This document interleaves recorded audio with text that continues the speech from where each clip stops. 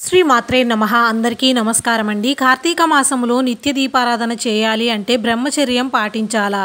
దీపం పెట్టాలి అంటే భార్యాభర్తలు కలిసి ఉండవచ్చా లేదా అని చాలామందికి సందేహాలైతే ఉన్నాయండి. ఖచ్చితంగా కలిసి ఉండవచ్చు. కానీ స్నానం అనేది ఆచరించిన తరువాతనే ఇంటిని శుభ్రం చేసుకుని దీపం అనేది వెలిగించుకోవాలి.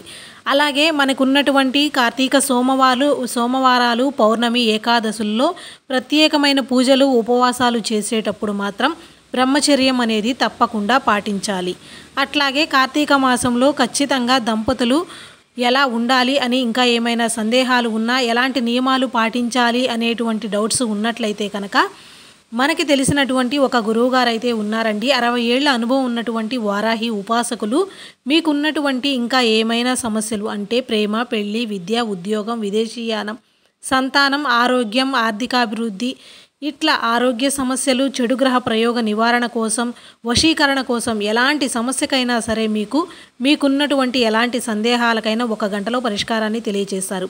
గురువుగారి నెంబర్ స్క్రీన్ పైన ఇస్తున్నాను, కాల్ చేయండి.